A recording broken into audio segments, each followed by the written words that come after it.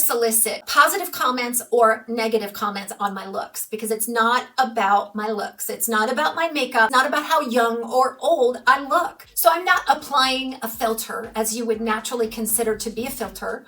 Although when I'm adjusting lighting and I'm adjusting color, you could probably say that's a filter because it's an overlay or something on top of the video. I am currently wearing Raquel Welch's Voltage in Shaded Ice Latte Macchiato, which is RL1723.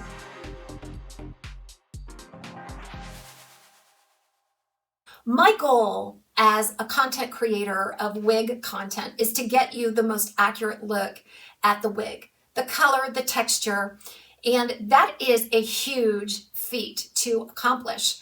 I have a very unusual and unique set that I filmed from. So it's about 15 feet deep from right behind the camera to behind the mannequin stands back here. I have to use a ton of lighting in order to not only light up my face so you can see the wig, but also enough light that you can see all the way to the back. I film on an iPad. If you know anything about an iPad, they are super for multitasking. I can do a number of things. I can see notifications that come up while I am filming. And there's just a lot of reasons why I absolutely adore an iPad. But I will say I'm not real tech savvy at all. But I will say that on the iPad, you have very limited options in which to adjust lighting and shadows and your white balance and things like that. Now I do film in 1080 resolution, which is considered a high def resolution. I tried to film in the 4K option that the iPad offered, but honestly that file became so dense, it took hours, if not a whole day, to get it to upload to my computer. And so you're going to see some differences in my videos from video to video, because every time I turn my iPad on, it adjusts to the lighting, and it's not going to adjust the same way every time. Even if I set up my parameters to be the same, it's going to read the light differently, and I get a different result each time.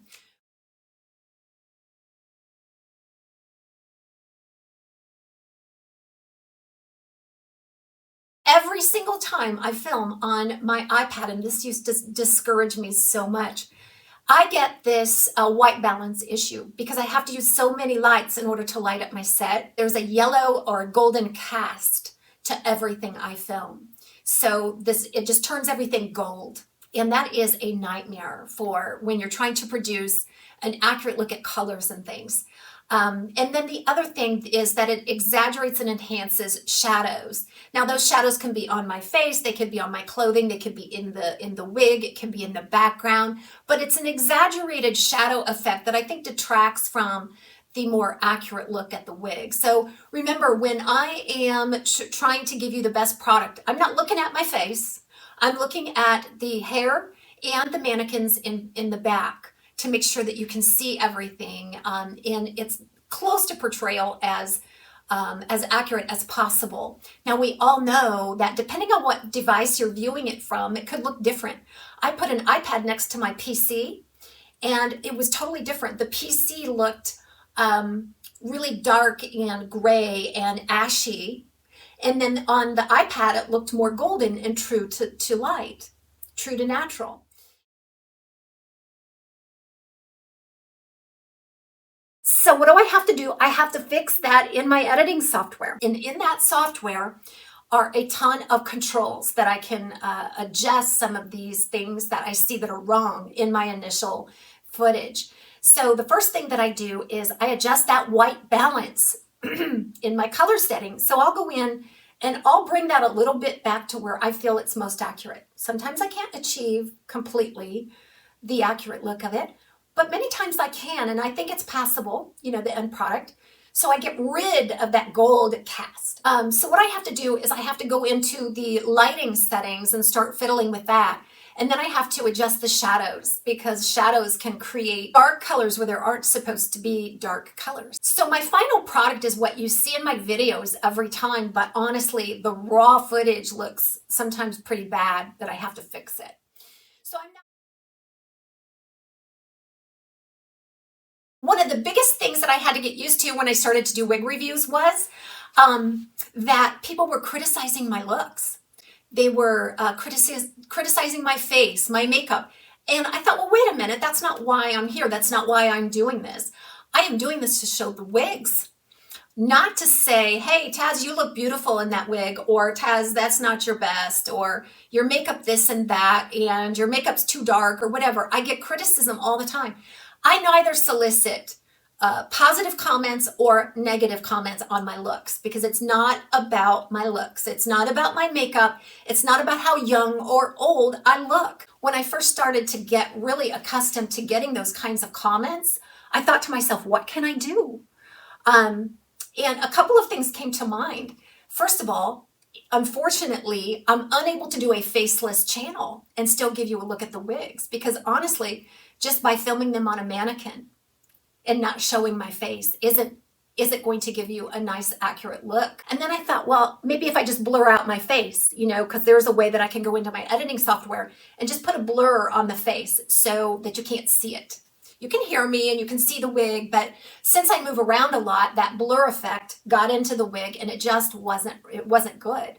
So trust me, if there was a way that I could review wigs without showing my face, I absolutely would, because can I be honest? I hate putting on makeup and I hate looking pretty for the camera. That's not who I am. I feel like I'm an educator at heart. I feel like that is the reason why I'm doing this. But I also understand beauty helps bring people to the platform. So I always put on makeup. Well, not always. Sometimes I go without makeup and I get criticized for that too. Taz, please put on makeup or I won't come back. So, okay, I know I don't look the best without makeup, but I don't know who does at my age. I don't know who does. I'm not afraid of aging. I'm not afraid of the lines on my face. I'm not afraid of any of that. And so I try to be as authentic as I can, because I know that that helps the education piece of this. But at the same time, if I appear and I don't look maintained or I don't look done up, it will detract from the audience. So I'm in kind of a pickle here. I hate makeup. And if I could find a filter that would put on makeup for me, girl, I would not wear makeup at all. I would get in front of this camera and flick it on and just let the filter do the work, right? Not the case. So I'm not applying a filter as you would naturally consider to be a filter. Although when I'm adjusting lighting and I'm adjusting color, you could probably say that's a filter, because it's an overlay or something on top of the video. So again, if anybody knows of a filter out there for makeup only that wouldn't detract from the wig and the mannequins, let me know. I might be able to use it. I don't know. I haven't tried, but if I could have a filter or AI put makeup on me, I would be a happy camper. All right, so I thought what we would do, since now you know how I make my adjustments and things for my videos, I don't need any advice from anyone. Trust me, I have consulted with people. Remember that I am not a professional, and most of the content that I do is unpaid content. So I get a little bit of ad revenue and that's it. So I'm not a professional, guys. I'm just trying to give you the best and most accurate look that I can of these wigs, but it's absolutely not going to be perfect. So thank you for just hanging in there with me. And if you have questions about a color or a texture or something that isn't obvious on film, I'd be happy to answer those questions. But now I'm going to see if I can find some filters and just do a few things here and apply some fun filters just so you can see what a filter looks like. I can experiment with it. It might be fun. Everybody have a great day.